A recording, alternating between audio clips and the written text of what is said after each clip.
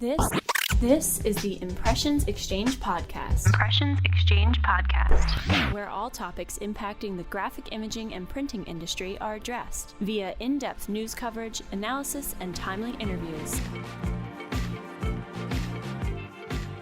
Hi, everyone, and welcome to episode 1 of the new Impressions Xchange Podcast. I'm Ashley Roberts. Some of you might know me from the week that was, which is Printing Impressions' weekly video news series. But for those of you who don't know me, I am the managing editor of the Printing and Packaging Group at NAPCO Media. We have a lot of fun and interesting topics planned for you on the show this year, including today's episode. I had the absolute honor and pleasure to sit down with Andy Paparozzi, the chief economist for Printing United Alliance, to talk about some trends and predictions for 2022. And later in the show, you'll hear from a very special guest who motivates and inspires me every day. So without further ado, I will turn the show over to my brief but incredibly informative discussion with Andy. All right, I'm here with Andy Paparozzi, Chief Economist at Printing United Alliance. How are you, Andy? Oh, I'm well. Thank you, Ashley. It's nice to be with you. Yeah, great. So thank you so much for agreeing to sit down with me for this little chat and for being our very first guest on this podcast. I'm very excited. And I'm also very excited to talk with you about 2022 and what we can expect or look forward to in the coming months in the printing industry. And I'm sure our listeners are also eager to hear from you. So let's just jump right in. So can you discuss some of your predictions for 2022? Yeah, certainly, Ashley. I think 2 predictions are particularly important because they apply industry-wide across all segments and to companies of all sizes. And the first is that the supply shortages and labor shortages and all the problems they create will continue deep into 2022. And the reason I say that is because COVID has caused extraordinary damage to global supply chains, damage beyond anything any of us has ever seen. And the pandemic has also taught us that it's a lot easier to close the American economy than it is to reopen it. And it was never going to be easy to correct any of this. And the cost inflation, the disruptions, and the shortages have created are not going to be easy to correct either. If supply had quickly caught up with demand, then inflation would have been transitory, like we kept hearing it was. But supply didn't quickly catch up with demand, and now inflation has embedded itself in the economy by raising what we call sticky prices, such as wages, as the growing number of businesses offering COLAs show, and rents. And now here's the problem. Embedded inflation can slow the economy in 2 ways. First, by forcing the Fed to raise interest rates more aggressively than it had planned. And remember, as recently as last summer, the Fed didn't plan to raise interest rates until 2023 or maybe even 2024. Now they're planning to raise interest rates as early as March of this year.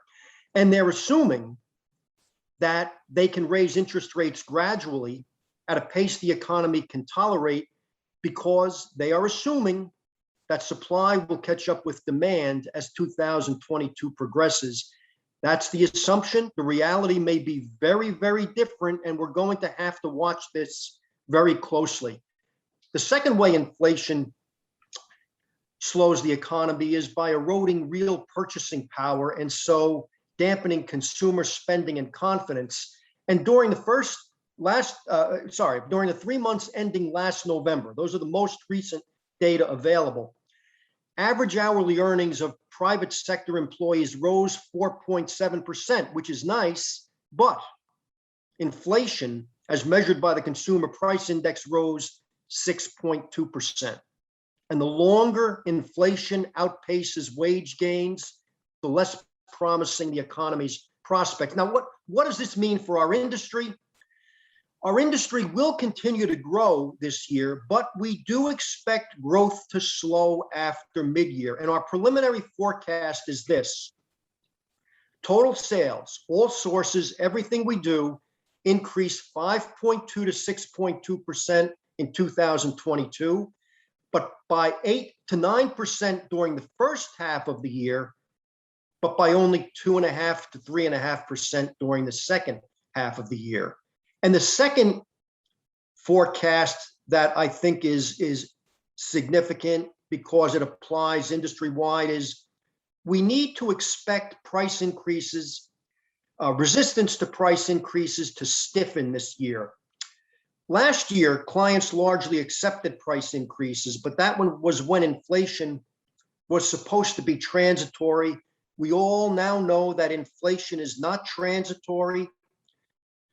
So greater resistance to price increases should be expected as clients try to protect their profit margins.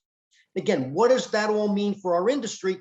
Well, it means this. It means that we have to count less on passing cost inflation along as higher prices and more on offsetting cost inflation with the kinds of efficiency gains capital investments create. And we asked the participants in our State of the Industry research about their capital investment objectives. And more than 78% said they are investing to increase efficiency, more than half to increase production speed, and 45.7% to replace upgrading or aging equipment and software. And I find that very encouraging because that is exactly how we're going to protect margins from cost inflation in 2022, even as resistance to price increases stiffens. So I think those are our two most important predictions for the year.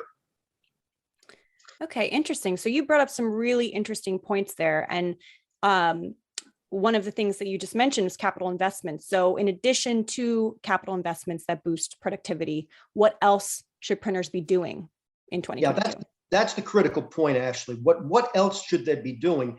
Because as I just mentioned, we expect our industry's total sales to grow by 5.2 to 6.2% this year. But that tells us absolutely nothing about an individual company's prospects. Some companies will far surpass industry results and others will fall far short. And to your point, the question is, what do we have to do to be one of those companies that consistently surpasses industry results, not just in 2022, but well beyond. And I think four things are critical. Number one, building remote or virtual sales capabilities. And all the experts I've read agree that COVID-19 pushed businesses of all types into remote virtual selling. And there is no turning back. And I'm going to quote one statistic from one of the experts, a gentleman, Stephen Bookbinder, who authors 3 Ways COVID is Accelerating the Future of Sales. Now listen to this. So what Bookbinder writes, business-to-business companies expect digital interactions to be 2 to 3 times more important to their customers than traditional sales interactions going forward. How do we prepare for the future world of digital sales? Well, again, all the experts I've read, it's about a lot more than knowing how to conduct a virtual sales call. It's about mastering the digital platforms our customers and prospects prefer. Put simply, if our clients and prospects are on a particular social media platform, we have to be there too. And we have to understand how to use those platforms to identify their needs, preferences, behaviors, the questions they want answered, the opportunities they want to pursue, and the roadblocks they need to overcome. And they're telling us that through social media. We need to learn how to uncover that invaluable information. So building remote, virtual, digital, whatever you want to call it, sales capabilities is critical action number 1. Critical action number 2 is what the experts are now calling becoming a data-driven company. And what does that mean?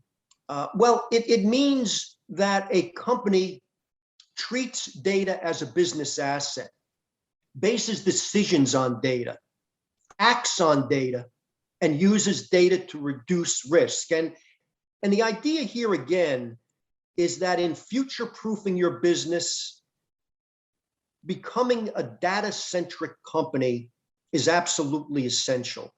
And the experts go on to explain that these data-centric companies to whom the future belongs, they don't just collect data for the sake of collecting data. They don't just collect data haphazardly. They are laser focused on data that supports their business objectives by revealing what's working, what isn't working, and what must change. They teach staff the importance of basing decisions on data and how basing decisions on data reduces risk.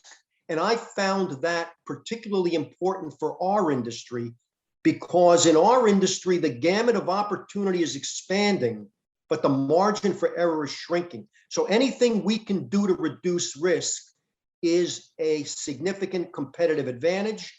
And these data-driven companies, these data-centric companies, encourage honest reporting of results, even when the results are negative. And that's obvious. The sooner we know something isn't working, the sooner we can correct it. That's action number 2. Action number 3 is we've got to protect ourselves from structural labor shortages. And our industry's labor shortages are indeed structural, not cyclical. We can't wait them out. We have to protect ourselves by taking a number of actions, such as building an employer brand, creating an effective employee value proposition, maximizing engagement.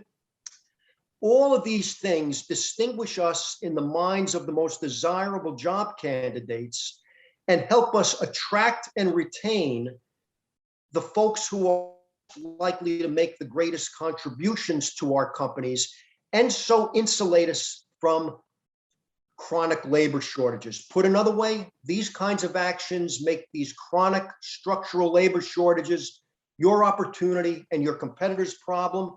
And action number 4, essential action number 4, is what I simply call rigorous opportunity evaluation, because the challenge in our industry is not a lack of opportunity. It's deciding which opportunities to pursue. And the right choices contribute to sustainable competitive advantage. The wrong choices deplete resources, fragment operations, and undermine core capabilities. And there are a number of tools that help us decide what really is an opportunity given my company's specific resources, capabilities, and goals. But I find 3 to be particularly effective. One is the lean canvas, another is the Kagan opportunity assessment, and the third is the product opportunity evaluation matrix. And I'll tell you just very briefly a little about that. The product opportunity evaluation matrix helps us create a report card for the different options we are evaluating. And we go through and we grade ourselves on a number of critical issues, such as, is the opportunity really worth pursuing? How big is the opportunity? Do we have a market in place, or are we counting on building and they will come? Is this product or service something essential for clients, or is it just something nice for clients to have? And we make a report card. We go through and we grade ourselves, A or B, where we're well positioned, D or F, where we're not well positioned, and C, where we're somewhere in between. We calculate an overall grade for each option we're considering. And the options with the highest grades are what we pursue. And this works only, obviously, if we grade ourselves accurately and we have the discipline to pass on options with low grades. The point here is we've got to pass on things that we score low on, because no matter how much buzz they are creating or how well others are doing with them. So that's the product opportunity evaluation matrix, lean canvas, Kagan opportunities. It doesn't matter which one we use. Which one we use is a matter of personal preference, but use one. Pick one and use one, because any one of the 3 can be the difference between diversifying and diversifying profitably. So those are four of the actions, to your point, that companies that will consistently outperform the industry, again, not just this year, but well beyond, will begin to master.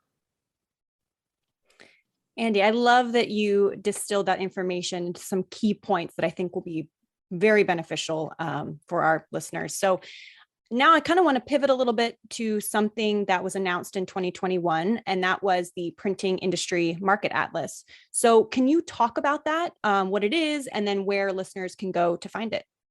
Sure. It's something that my colleague David Wiley and I published in response to all the questions we get about the size of our industry. And the Atlas tracks the number of printing establishments nationally, by region, and by state, and how those numbers have changed since 2014, because trends are important, not snapshots. And the Atlas goes all the way down, believe it or not, to the major metropolitan level. So you can see exactly where printing establishments are located, how many employees, how much payroll they generate, all the way from the national level, all the way down to the major metropolitan level. The Atlas also ranks states by the size of their printing industries, because we're always getting questions on that. Which states have the biggest printing industries? So you look in the Atlas and you'll see states ranked by number of printing establishments, number of employees, and annual revenue. And then it also shows, the Atlas does, how the printing industry ranks among other manufacturing industries, because we're always getting questions on that. Well, how big is the printing industry relative to other manufacturing industries? So you'll see our rank in terms of establishments, employment, and annual payroll in the Atlas as well. And in terms of where members can download it, the Atlas is a member-only benefit. Members can download it at our fabulous new website, printing.org. And very soon, non-members will be able to download, not the full Atlas, but an executive summary at NAPCO media sites. And again, just think of the Atlas as a comprehensive demographic profile of our industry. And even more important, not a snapshot, but trends, how that profile is changing. Wonderful. Great.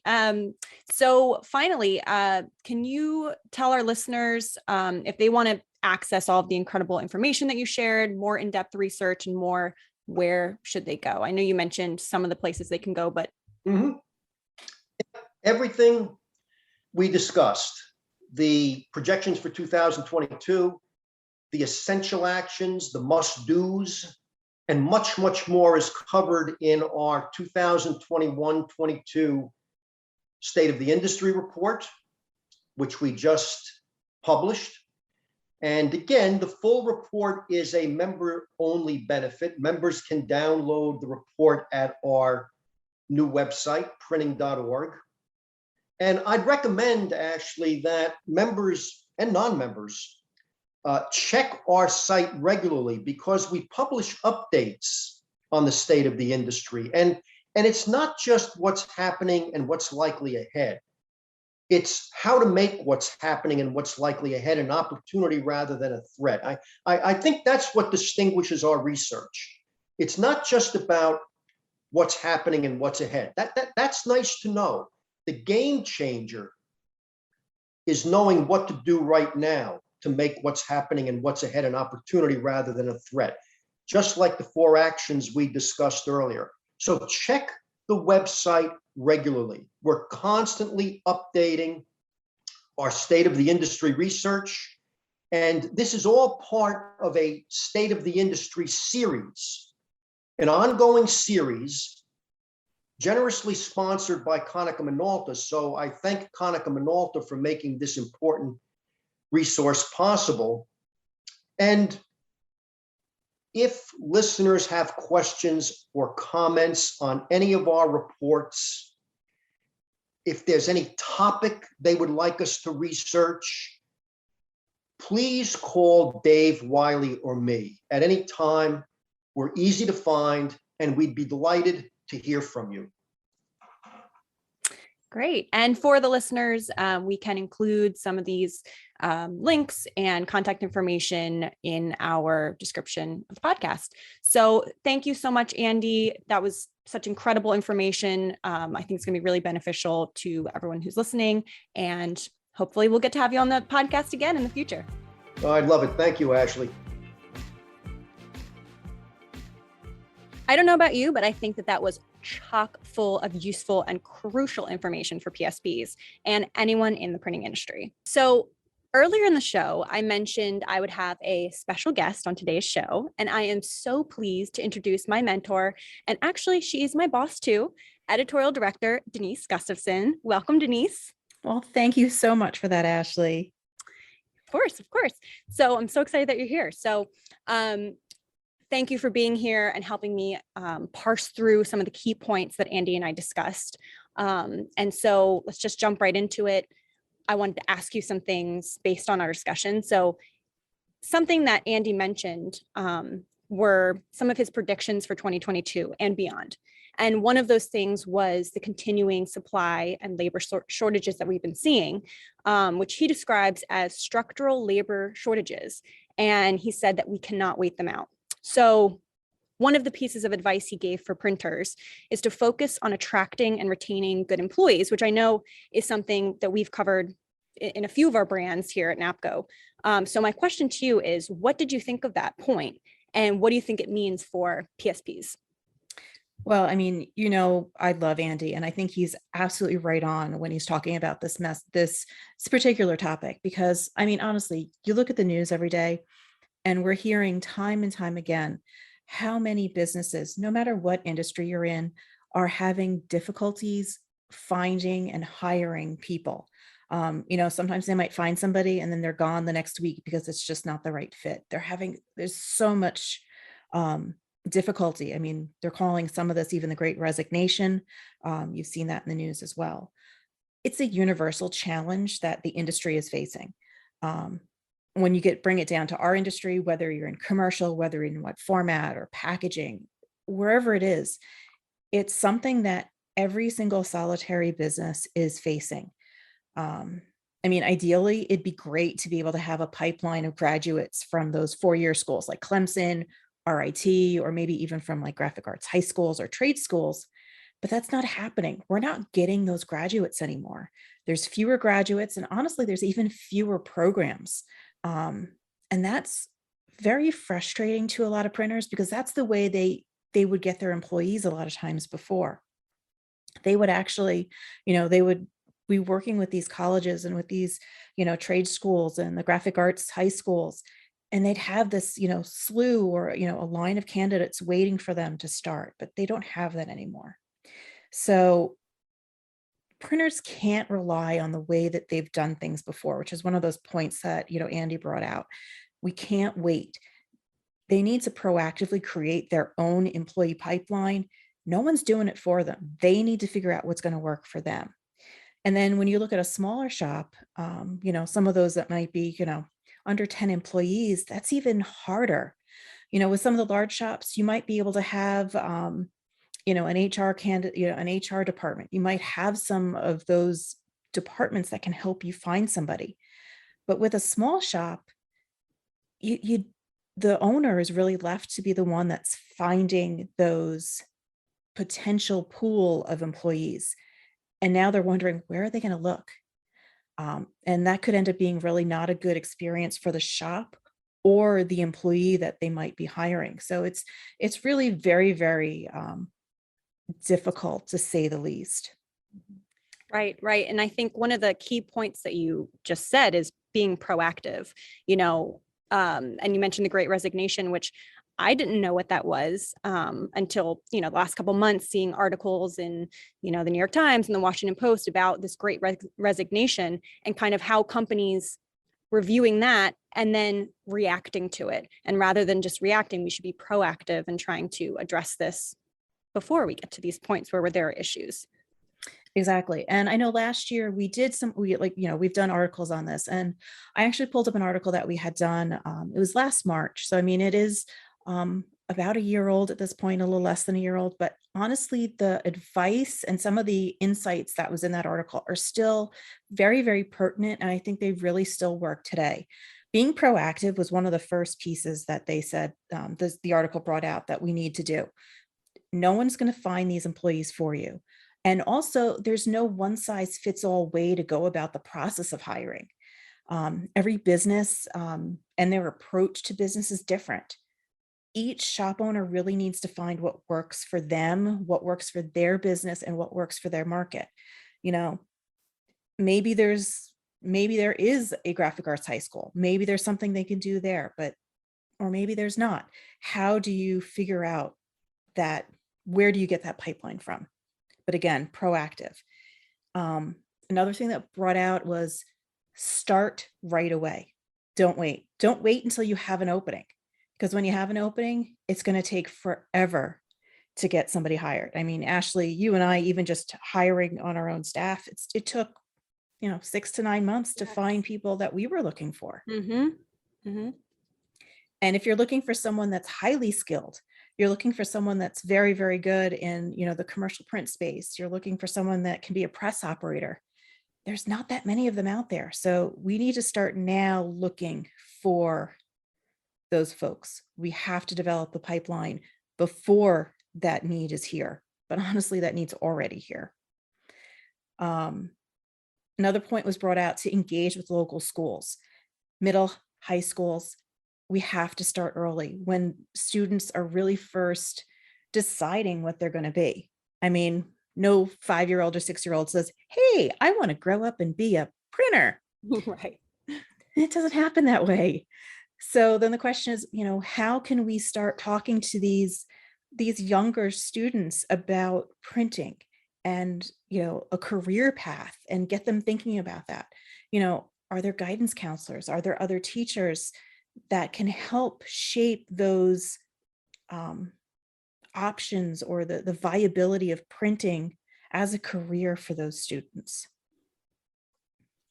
And then I know there's started even in a few of the businesses, Heidelberg, I know some others have started, apprenticeship programs, formal training programs. Informal doesn't work very well. There really needs to be some kind of formal training. And I know a number of commercial print shops have done an apprenticeship program, really gotten somebody in at an entry level and started training, have them follow and have them, work with a mentor to really understand the industry. And that gives somebody a really, really good grasp on what their career options are and really what the business is. Another thing that article brought out, there's a lot of points, is to actually get people into your shop. I know for, a lot of kids or, those that are coming up, they've never set foot in a print shop. I know until I actually started working in this industry a really long time ago, I hadn't stepped foot in a print shop, Actually, no, I should say that. I stepped foot in a print shop when I was in 11th grade because I was laying out my newspaper at my high school. So I did. Okay. Yeah, actually, I was thinking back. That's even longer. So we're not going to go into that time frame. But, a local print shop, we would go and we'd actually work with the lovely, lovely folks. It was Merlin Printing, actually, we used for our printer in New York. Wow. So, yeah. And they're still in business, which is always good to see. They are. Yeah. Very interesting. But I mean, get people into the shop to see what you guys are doing. Mm-hmm. It was always fascinating for me because we did, it was, a monthly or by every other month field trip in to actually lay out our newspaper. So it kind of gave you that taste. Mm-hmm. Right. And I think sometimes we, correct me if I'm wrong, but bring kids onto the floor at our trade show. Do we? Mm-hmm. Yeah. Yeah. I mean, that's another piece of exposure, and especially in, magnitude like that, getting to see so many different types of technology is, an invaluable experience. Yeah, exactly. And not only, getting them introduced to the technology, getting them interested in what's going on, we also have to talk to these, possible, potential employees and talk about things that they're going to care about. Do we focus on the fact that it's more than a job, it's a career, that there's really something of value there? Have we talked about, job security? Do they even understand how ingrained print is in the world as a whole? Talk about opportunities for long-term growth, advancement, excellent wage and benefits is the case too. Because I mean, that's where it all comes down to. I mean, it's for them, it needs to be more than just a job that they go in, they do their 8 hours, 10 hours, and then go home. Right. There's a couple other things, but one of those things that I really thought was really, really interesting and telling also was that workforce development. And so, creating this pipeline for a business, it has to be viewed as a cost of doing business. This is not a short-term game. It's really a long-term one. And the printers that have set their sights and on the fact that this is a cost of doing business, training these folks, whether it's current employees to train them up or new employees as they're coming in, they have that budget set. They know it's a cost of doing business to really keep good employees on and find those employees and train them up to be good employees. So a lot of good points. Like I said, it was the March issue of Printing Impressions, had a lot of good points. If you ever want to go back there, you can grab it online as well. Yeah. And maybe we can link it for listeners below, because I think that sounds like it has a lot of really good, valuable information in it. And so something that you just mentioned about, the cost of doing business and kind of, having your business strategy involve that kind of relates to my next question, which is, another thing that Andy had mentioned, and it's something that I absolutely loved that he said, is that companies should be future-proofing their business and treating data as a business asset. So, we've covered the importance of data-driven strategies and preparing for the digital age before. So what has your experience been since you started in the printing industry? Have you noticed the shift toward more data-driven companies? I have. And honestly, it's very interesting to see over the course of years. I started in the industry in the late 1990s. So there's been a lot of change as we've gone over everything. And every market, from commercial printers to package printers to wide format printers, everybody approaches data very differently, at least at the beginning. Within the commercial print space, data and process, and that was kind of how business was done. That was business as usual. When I was first started, the sign and graphics market, when it came to data, it was almost like the Wild West. Anything went. There were no set processes. There was no specific data. It was just very artistic, very creative. It was a young industry at that point, because the wide format industry really didn't get started until the early 1990s. So at that point, it was still finding its footing. But things have changed. Data, especially accurate and timely data, is essential for the business and for the management of the business in order to be efficient, streamlined. That's really what they need. Businesses have to have that data close at hand so that they can know how long it takes to rip a job, to see how much ink is being used, how much paper is being used, how many times are they redoing jobs, how much is that costing, where is their waste? Especially when you look at the commercial print markets, margins are getting so close that $1 saved here or there can be what makes the difference if a business fails or succeeds. Right. So, and now if you look at the wide format industry, 20 years ago, it's the Wild West. Now it's moving into automation. It's moving into a manufacturing mindset. And for them, data is essential. I recently spoke with one shop owner about this, and they, within the last year, had purchased an ERP system, which is an enterprise resource planning system. and it helps him run his entire business, but it's all based on data. He says it's absolutely essential. Companies, 60 plus years old, had the system for about a year. And he actually he's like, I don't know how we ran our business before we had this system. He can check things at home. He can make sure, all his equipment is up and running. He can see exactly how much each job cost him to run, from paper costs, from ink costs, for time for RIP, for time on printer. He can see all that information. All that data gives him the information he needs to make smarter business decisions. And that helps him keep the doors open on his shop and his people employed. So it's so important now for business owners to have that insight, that really valuable insight into what the data is telling them. Yeah. Yeah. I think those are really good points. So I wanted to get your take on one more thing. Sure. So you just mentioned you've been in the industry since the late 1990s. So I'm sure that you have experienced and seen a lot of growth across the industry segments. So one of the things that Andy and I discussed was the Printing Industry Market Atlas, which was announced last year, and which Andy describes it as a comprehensive demographic profile of the industry. So have you ever seen anything like this during your time in the industry? And what do you think it means for how we can evaluate and understand our industry better? I have to admit, I've always wanted this. I've really never seen anything that really gives us that view into the industry. Over the years, that's probably one of the biggest or the most often asked question is, how large is the printing industry? How many people are involved? All that information. But there's really was no easy way to provide it because it came from multiple places. Mm-hmm.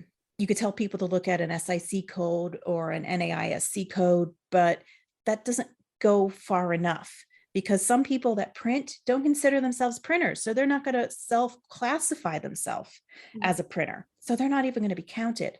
So I think this atlas, which I know the research team is going to be doing and updating on a yearly basis, will give us a lot more insight into how large our industry is, where it fits among the other industries, which I think is really, really interesting. Because when you talk to people about printing, they're like, oh, printing is a small little thing. It's not.